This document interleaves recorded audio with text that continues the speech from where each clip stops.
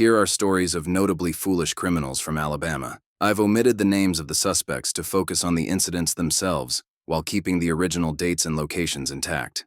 The self-incriminating rapist, Jefferson County, 2012. A man wanted for rape by force decided to engage directly with law enforcement online, rather than staying hidden. The Jefferson County Sheriff's Office had posted his photo on their Facebook page as part of their Creep of the Week series to solicit tips from the public. Instead of ignoring it, he logged in and started arguing in the comments section, posting taunts and denials that drew even more attention. This online outburst not only confirmed his identity, but also provided digital traces that helped authorities track his location through IP addresses and mutual connections. Deputies arrested him within days, turning what could have been a prolonged manhunt into a quick capture fueled by his own ego. The Facebook fugitive, a fugitive from Oregon, hiding in Alabama, 2012.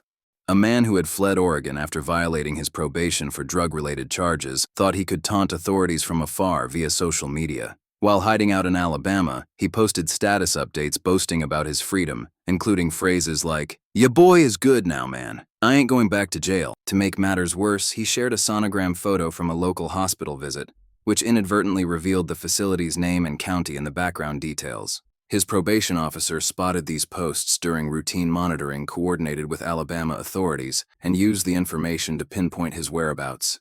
He was arrested and extradited back to Oregon, where he faced additional time for the violation, all because he couldn't resist sharing his success online. The easiest bust ever, Alabama, 2011. In one of the most straightforward arrests on record, a man suspected of drug charges approached a deputy at a gas station out of sheer curiosity. He casually asked the officer if there were any outstanding warrants against him, and if so, whether he could avoid arrest that day. The deputy, surprised by the direct inquiry, ran a quick check and confirmed the active warrant for possession and distribution. Rather than fleeing, the man simply sighed and complied as he was handcuffed on the spot. As officers led him away, he reportedly muttered about his own poor judgment, marking the incident as a textbook example of self-sabotage that required zero investigative effort from law enforcement. The Naked Burglar, Mobile County, 2011.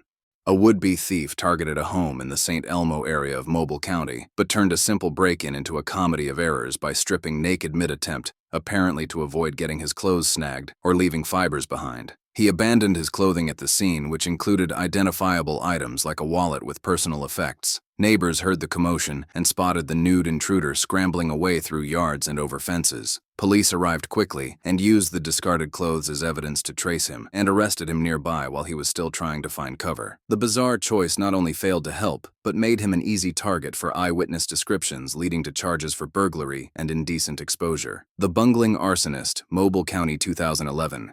Driven by personal grudge, a woman attempted to set fire to a rival's house in Mobile County using accelerants like gasoline. In her haste, she spilled the flammable liquid on herself and ignited it accidentally while trying to light the blaze. The flames engulfed her clothing, causing severe burns, and the fire spread uncontrollably to a neighboring property, drawing immediate attention from residents who called emergency services. Firefighters and police found her at the scene still smoldering and surrounded by cans of gasoline and matches that clearly linked her to the arson. She was arrested after receiving medical treatment, facing charges for arson and property damage, her botched execution turning a planned crime into a self-inflicted disaster. The Repeat Robber, Escambia County, 2021.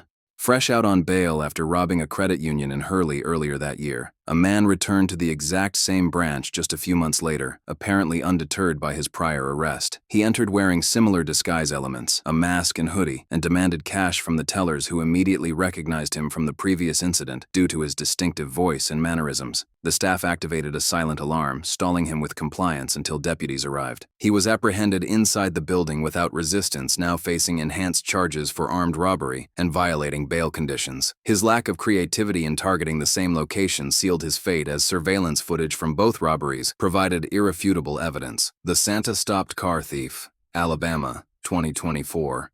An 18-year-old and his accomplice stole a Nissan Altima from a parking lot, but their joyride ended abruptly when they crashed the vehicle during a high-speed evasion attempt. Abandoning the wrecked car, they fled on foot through a residential area, hoping to blend in during a community holiday event. Unbeknownst to them, a retired deputy dressed as Santa Claus, complete with red suit, beard, and boots, spotted the suspicious duo and gave chase using his law enforcement experience to coordinate with active officers via phone. Santa tackled one of the suspects near a church, where he tried to hide holding him until deputies arrived for the arrest. The festive pursuer's involvement turned the pursuit into local legend, with the thief charged for theft, reckless driving, and attempting to elude police. The subway diet bandit, Alabama, date unknown. Frustrated by his failed attempts to lose weight following the famous Jared diet, promoted in Subway ads, a man targeted 4 Subway restaurants in suburban Birmingham over 4 consecutive days. Each time he entered, ranting about how the sandwiches hadn't helped him slim down, then demanded money from the registers while waving a note or making verbal threats. Employees noted his consistent complaints and sloppy approach, which included not fully concealing his face, allowing surveillance cameras to capture clear footage. Detectives connected the dots quickly through the similar modus operandi and witness statements leading to his arrest at home shortly after the 4th robbery. He confessed during questioning, citing his diet disappointment as motivation, resulting in multiple robbery charges. The screwdriver stick-up artist,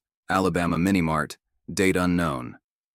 Armed only with a screwdriver as an improvised weapon, a robber burst into a Petromart convenience store and held it to the clerk's arm, demanding she open the register. The quick-thinking employee complied partially, but discreetly hit the panic button, which triggered an automatic lockdown of the store's doors. Trapped inside with no escape, the robber paced nervously as sirens approached, unable to force his way out without breaking glass and drawing more attention. Police arrived within minutes, finding him still holding the tool and surrounded by evidence like fingerprints on the counter. He surrendered peacefully, facing armed robbery charges for what turned out to be an ill-conceived plan reliant on a non-lethal weapon that offered no real threat or getaway advantage. The illegal poacher tip-off, Alabama wildlife area. A group of 4 men from El Salvador, believed to be in the country illegally, went on an unauthorized deer hunting spree in a restricted wildlife area near Hoover, firing 15 to 20 shots and killing multiple animals off Interstate 459. In a stunning lapse of judgment, they contacted U.S. wildlife officials directly to inquire if their actions were legal, essentially reporting themselves while providing details about their location and activities. Conservation officers, alerted by the call and reports of gunfire, arrived to find the group covered in blood and deer hair with carcasses and weapons in plain view. They were arrested on poaching charges, fined heavily, and turned over to ICE for deportation proceedings. Their self-incriminating outreach turning a covert violation into an open and shut case.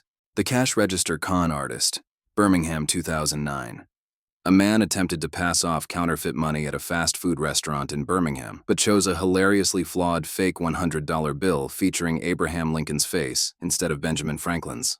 The cashier, trained to spot counterfeits, immediately noticed the error during the transaction and alerted the manager, who stalled the customer by pretending to verify the bill while quietly calling the police. Surveillance footage captured the entire exchange, including the man's nervous fidgeting as he realized something was wrong. Officers arrived within minutes, arresting him on the spot with the bogus bill still in hand. He was charged with forgery and possession of counterfeit currency, his poor attention to historical details turning a simple scam into an instant bust that amused local news outlets. The pawn shop slip-up, Montgomery 2015.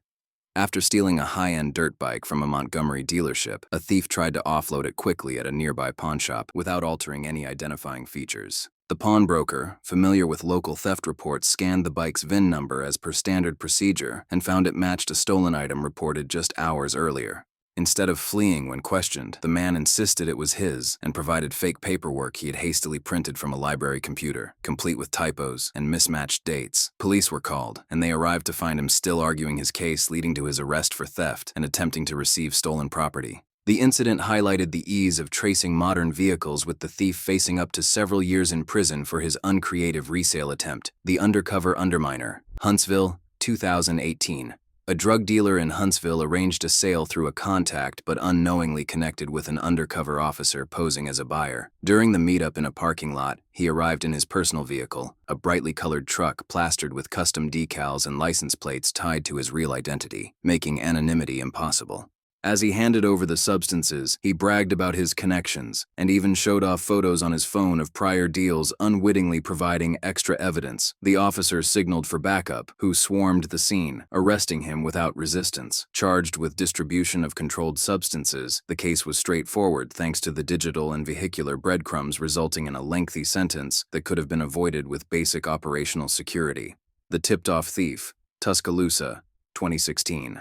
A shoplifter targeted an electronics store in Tuscaloosa, grabbing several high-value items like headphones and a tablet before bolting for the exit. In his panic, he dropped his wallet near the registers, which contained his driver's license, credit cards, and even a loyalty card from the same store with his photo. A quick-thinking employee picked it up and immediately notified security, who reviewed footage showing the theft and used the ID to trace his address.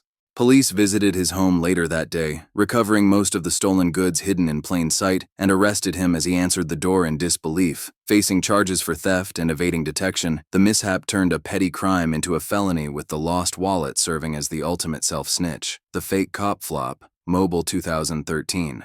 Posing as a police officer to pull over drivers and rob them, a man in Mobile fashioned a makeshift badge by altering a gift card from a Mexican restaurant, leaving the original logo, a jalapeno pepper with the chain's name, clearly visible. During one attempted stop on a quiet road, the officer flashed the badge at a suspicious driver, who instead of complying called 911 to report the encounter, describing the absurd prop in detail. Real officers arrived, swiftly spotting the imposter nearby in his unmarked car and pulling him over with legitimate lights and sirens. He was arrested for impersonating an officer, robbery and fraud, with the tampered card becoming key evidence in court. The bungled disguise not only failed to intimidate, but actively led to his downfall, earning him multiple years behind bars. Which dumb criminal was your favorite? Let me know in the comments. And don't forget to subscribe for more dumb criminal stories from different states.